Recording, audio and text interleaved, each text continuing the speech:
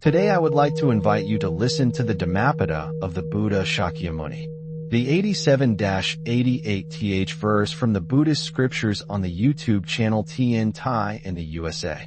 Coming from home to the homeless, the wise man should abandon dark states and cultivate the bright. He should seek great delight in detachment. Nibbana, so hard to enjoy, giving up sensual pleasures, with no impediments. The wise man should cleanse himself of the impurities of the mind. Beloved listeners, these words open before us a doorway to a very deep and gentle teaching. When the Blessed One spoke this verse, he was not merely describing the outer act of a person leaving a household. He was describing the inward transformation that allows a human being to put down the weight that has long burdened the heart. Home refers to the world of attachments, opinions, cravings, and endless desires. Homeless refers to the boundless space of release and freedom where the mind no longer clings, no longer grasps, no longer tightens around anything. To abandon dark states means to consciously and patiently let go of unwholesome habits that disturb the mind. To cultivate the bright means to nurture the wholesome qualities that illuminate the heart. This verse is a gentle reminder that liberation does not come from merely cutting the hair or putting on the saffron robe. It comes from walking inwardly into a vast, spacious freedom where nothing stains the heart. At the time the Buddha delivered these verses, there was a young nobleman living in the region of Savatthi who struggled day and night with the pressures of wealth. Though he enjoyed comfort and influence, his mind was restless. His heart felt heavy even when surrounded by luxury. The more he satisfied his worldly desires, the more those desires multiplied. He was known for his intelligence, yet he felt spiritually empty. One evening, after hearing the name of the Buddha whispered among the townsfolk, he traveled quietly to Jetavana Monastery. When he came before the Blessed One, he bowed respectfully, but in the depth of his being he carried a storm of uncertainty. The Buddha looked at him with a gaze as calm as a still lake and as warm as a sunrise touching the mountains. Knowing the young man's inner turmoil, the Blessed One patiently spoke about the path from home to homelessness. He explained that the passage does not require force but clarity. It is not an escape, but a return to the true nature of the mind. Dark states are those moments when greed clouds perception, when anger colors one's response, when confusion veils understanding. Bright states are those moments when the heart shines with patience, kindness, wisdom, and mindfulness. When the Buddha spoke, his voice was like a cool breeze passing over a weary traveler. The young nobleman listened with full attention. He felt as if his own story was being spoken aloud. The Blessed One continued by describing the joy of detachment. Many fear detachment because they imagine it as emptiness or loss. Yet the Buddha revealed that true detachment is a quiet joy. It is a clean and gentle space where the heart rests without being pushed or pulled by desire. This joy is subtle, and because it is subtle, it is hard for many to appreciate. But once a person tastes it, even for a moment, worldly pleasures lose some of their hold. The mind begins to see that the sweetness of peace is far more fulfilling than the excitement of stimulation. As the Buddha spoke about cleansing the mind, he emphasized gentle and steady practice. Just as a clear pool becomes muddy when disturbed, the mind becomes clouded by agitation and desire. When the practitioner practices mindfulness, concentration, and ethical conduct, the water of the mind settles. Impurities slowly sink, and the natural clarity shines forth. Cleansing the mind does not happen through harshness or self-criticism. It happens through awareness, compassion, and wisdom. The Buddha gently explained that every human being carries impurities that can be washed away. No one is permanently stained. No one is beyond transformation. The nobleman felt tears form in his eyes. For the first time, he understood that his suffering did not come from the world outside. It came from the untrained patterns of his own heart. He realized that he had been living in darkness without knowing it. His wealth did not make him free. His reputation did not bring ease. Yet the Buddha's words opened a new path. A path of letting go. A path of clarity. A path of inner brightness he had never considered possible. The young nobleman approached the Blessed One again and said that he wished to learn how to abandon the dark states. The Buddha replied that the first step is honesty. One must recognize the tendencies in oneself without hiding, without pretending. The Buddha taught that when mindfulness touches a dark state, that state weakens. When mindfulness touches a bright state, that state grows stronger. This is the law of the heart. This is the path of practice. The nobleman listened, and something inside him softened. The following morning, he requested permission to ordain. The Buddha accepted him with kindness.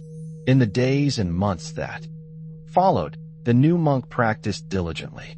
He learned how to sit quietly with the breath. He learned how to walk with mindfulness. He learned how to observe thoughts without being pulled by them. He gradually released sensual desires. He cultivated generosity, loving kindness, and insight. The impurities that once clouded his heart began to fall away. He tasted, even if briefly, the peace of detachment. He experienced a joy deeper than anything wealth had ever provided. In time, his transformation became so radiant that even the townspeople who once envied his luxurious life now admired his serene presence. This is the living story behind the Buddha's verses. It is a story not of escape, but of awakening. It is a story not of loss, but of discovery. It is a story not of harsh renunciation, but of gentle release. And it is a reminder that every human being, whether living in a house or walking the path of a mendicant, can cultivate the bright, can release the dark, can taste the joy of nibbana, and can purify the heart from all that obscures its natural clarity. Let us turn our attention deeper into the heart of what it means to abandon dark states and nurture the bright. In the teachings of the Buddha, the dark refers not to something evil or cursed, but simply to those habits that obscure clarity. They are like clouds drifting across the sky, momentarily blocking the radiance of the sun. They are habits such as clinging to pleasure, reacting with anger, falling into confusion, or following desires without thought. The bright refers to those qualities that open the heart, qualities that allow the mind to expand, to breathe, to rest in peace. These qualities include understanding, compassion, patience, mindfulness, and loving kindness. When one moves from home to homelessness, one steps away from the cramped and crowded structure of craving and enters the spaciousness of freedom. There was once a time when the monks gathered around the Blessed One on a quiet evening. The soft glow of lamplight flickered through the trees, and the sound of night creatures echoed through the forest. On that evening, the Buddha spoke about the inner journey each monk must undertake. He reminded them that to live the life of a renunciant is not merely to wear a robe or sleep under a tree, but to release the attachments that have shaped one's thoughts, emotions, and actions for countless lifetimes. He said that even a person who has left behind family and wealth can still cling tightly to views, pride, jealousy, or desire. In such cases, although the person appears homeless from the outside, their heart still carries the burdens of home. And in the same way, a person living in a household can cultivate spaciousness and detachment in the mind if they practice sincerely. The disciples listened with full devotion. Among them sat a monk known for his diligence, but also known for his intense struggle with desire. He would often sit in meditation with great effort, yet his mind drifted toward memories of comfort, luxury, and pleasure. He felt ashamed of his thoughts and feared that he was unworthy. The Blessed One saw this monk's difficulty and offered a teaching filled with compassion. He explained that the mind behaves according to habit. It repeats what it has practiced over and over again. Therefore, To abandon the dark states, one must patiently introduce new habits. The Buddha compared this process to training an animal. If the animal has always roamed freely, it will resist guidance. But if the trainer is gentle, firm, and consistent, the animal gradually learns and becomes obedient. In the same way, the mind requires gentleness. If one scolds the mind, or criticizes oneself harshly, the mind becomes tight and fearful. But if one approaches practice with kindness, the mind softens and becomes receptive. The Buddha taught that the key is consistent mindfulness. When dark states arise, one simply acknowledges them without feeding them. When bright states arise, one nourishes them. Over time, this transforms the heart. The monk who heard this teaching felt a wave of relief. He realized that he did not need to fight or condemn himself. He needed to observe with patience. In the months that followed, he practiced with this new understanding, and his mind gradually found balance. The Blessed One also spoke about the joy of detachment. He explained that this joy is not the excitement of pleasure nor the thrill of stimulation. It is a quiet delight that arises when the heart is no longer weighed down. Imagine carrying a heavy load for many miles. When you finally put it down, there is a sense of relief that spreads through the entire body. Detachment brings a similar feeling. The burdens that once pulled the mind in many directions fall away. There is spaciousness. There is ease. There is a gentle happiness that does not depend on conditions. The Buddha encouraged the monks to taste this joy, even if only for a moment, because once they tasted it, they would understand why the path of renunciation is precious. One of the monks asked why this joy is so difficult to appreciate. The Buddha replied that the world is loud while detachment is quiet. People are accustomed to loudness. They chase after pleasure, because pleasure announces itself loudly with excitement and stimulation. But the peace of Nibbana whispers softly. It must be approached with stillness. The heart must become calm enough to hear its gentle voice. For someone accustomed to constant stimulation, stillness feels unfamiliar. Yet once the heart becomes familiar with stillness, the joy of peace becomes deeply nourishing. The monks felt encouraged by these words. In the midst of the forest, under the great trees that had witnessed the practice of countless beings, the monks renewed their determination. They understood that the path was not a path of running away from life, but a path of discovering the deepest truth of life. They understood that the journey from home to homelessness was the journey from confusion to clarity. They understood that to cultivate the bright was to cultivate their own awakening. Later that night, the young nobleman who had recently ordained approached the Buddha. Quietly, he asked how he could continue to purify his mind when subtle impurities still surfaced. The Buddha responded with an example from the natural world. He described a clear pond that becomes cloudy when stirred. But if the water is left undisturbed, the dirt gradually sinks to the bottom and the surface becomes transparent again. In the same way, when the practitioner practices mindfulness, the mind becomes still. The impurities that once floated everywhere settle naturally. They no longer dominate perception. The water of the mind becomes clear. The Buddha also taught that purification is not a one-time accomplishment. It is an ongoing process. Just as dust settles on a clean floor and must be swept daily, the mind must be tended with mindfulness each day. The Buddha's words were not harsh. They were comforting. He emphasized that the goal is not perfection through force, but clarity through presence. The young nobleman bowed gratefully, feeling hope rise within him. Through patient practice, he began to experience the quiet joy that had once seemed unreachable. The teaching of the verses reveals that every practitioner is capable of transformation. Darkness does not define a person.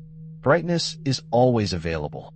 The joy of detachment is not reserved for saints or sages. It is available to any heart willing to walk the path with sincerity. The impurities of the mind are not permanent. They can be washed away through awareness and compassion. The verses invite us to trust the capacity of the heart to change, to deepen, and to awaken. The Buddha reminded the monks that liberation does not arrive suddenly like lightning. It grows like a tree. The roots deepen gradually. The trunk becomes strong gradually. The branches spread gradually. And one day, without effort, the tree bears fruit. Liberation arises in the same quiet way. Each moment of mindfulness, each act of kindness, each step of patience, nourishes the tree of awakening. As we bring our reflections to a close, let the heart rest quietly in the essence of the teaching. Throughout the exploration of these verses, we have returned again and again to the inner movement from darkness to clarity, from heaviness to lightness, from agitation to peace. And now, at the conclusion of this discourse, it becomes clear that the journey described by the Blessed One is not merely the story of ancient monks nor the distant ideal of accomplished sages. It is the story of each one of us. It is the path of every heart that longs for understanding. It is the journey of every mind that seeks freedom. The Buddha spoke not to instruct us in abstract ideas, but to guide us in living with gentleness and insight. His words lift us from confusion and set us down in the field of true awareness. When he spoke of abandoning the dark qualities of the heart, he invited us to loosen our grasp on anger, jealousy, ignorance, and craving. These are like vines that wrap around a tree and slowly choke its life. When he spoke of cultivating the bright qualities, he encouraged us to nourish virtues that give strength and nourishment to the mind, virtues that allow us to grow toward a higher vision. They are like sunlight feeding the leaves of a young plant, allowing it to rise upward toward the sky. In the quiet hours of practice, whether sitting beneath a tree or sitting in our own homes, we come to see that the essence of the teaching lies not in the dramatic events of life, but in the way we meet each moment. When anger arises, it is the whole teaching. When compassion arises, it is the whole teaching. When restlessness stirs or clarity blooms, these too are the whole teaching. The Buddha never demanded that we remove the imperfections of the mind by force. Instead, he guided us to see them with steadiness. And from that seeing arises transformation. In the ancient forests, the monks gathered around the Blessed One, listening to the sound of his voice like travelers listening to the direction of a guide who knows the path well. Even now, centuries later, the same voice echoes across the world, not through sound, but through meaning, not through form, but through truth. Each time we choose patience over anger or understanding over judgment, the voice of the Buddha becomes alive. Again, each time the heart relaxes into mindfulness, each time the mind opens to compassion, the ancient forest grows around us. As this discourse draws to its close, let us reflect on the nature of detachment described in the verses. Detachment does not mean coldness nor withdrawal from the world. It does not require that we turn away from family, work, responsibilities, or relationships. Instead, it invites us to engage fully with life while holding it lightly. It invites us to love without clinging, to act without selfishness, to care without fear. When the Buddha spoke of one who has gone from home to homelessness, he spoke of the one who has left behind the prison of habit. That homelessness is not about losing shelter. It is about finding freedom. This freedom expresses itself in simple ways. When a harsh word does not disturb us, freedom is present. When pleasure arises and we enjoy it without attachment, freedom is present. When difficulties come and we meet them with steadiness, freedom is present. And slowly, through the accumulation of many small moments of freedom, the heart learns what it means to be at peace even in the midst of change. The stories of the monks who struggled and then found clarity remind us that the path is available for everyone. No one is excluded, even those who feel overwhelmed by desires or weighed down by sadness can find their way. The Buddha never rejected anyone. He looked into the hearts of people from all walks of life and saw their potential for awakening. When we doubt ourselves, let us remember his confidence in us. When we feel lost, let us remember that he taught this path precisely because he knew the mind can be transformed. In this final reflection, let the mind rest on the image of a lotus rising through muddy water. The lotus grows not in clear water, but in mud, yet it remains unstained. Our lives, too, are filled with joys and difficulties, hopes and disappointments. Yet from within them, something pure can rise. The path does not require a perfect life. It requires only sincerity. Even in the midst of turmoil, a moment of mindfulness can bloom. Like a lotus, even in the midst of sorrow, compassion can arise. Even in the midst of confusion, a spark of clarity can illuminate the heart. As we conclude, imagine once more the presence of the Blessed One seated beneath the sheltering branches of the ancient Bodhi tree. The monks gather around him, the air calm, the night silent. His voice is soft, yet steady as he offers the teaching. When he speaks of abandoning the dark and embracing the bright, he speaks to the deepest part of the heart. He speaks to the part of us that knows freedom is possible. He speaks to the timeless truth, that within each being lies the seed of awakening. Now, having heard the reflections of this discourse, let us honor the teaching not only with words, but with practice. When we rise from this moment, may we carry with us a deeper sense of gentle awareness. May we meet the moments of the day with presence. May we treat ourselves with kindness. May we treat others with compassion. May we cultivate understanding not as a duty, but as an expression of our true nature. As this concluding segment closes, let the heart settle into a quiet gratitude. Gratitude for the Buddha who showed the path. Gratitude for the Dharma that illuminates the way. Gratitude for the effort we ourselves bring to the practice. And gratitude for the capacity within each of us to awaken. Even a small step on the path carries meaning. Even a moment of clarity echoes far into the future. The teaching reminds us that the journey continues beyond this discourse, continues beyond this day, continues through the unfolding of our lives. May peace be with you. May clarity guide you. May compassion fill your heart. And may the light of the Dharma continue to shine gently within you.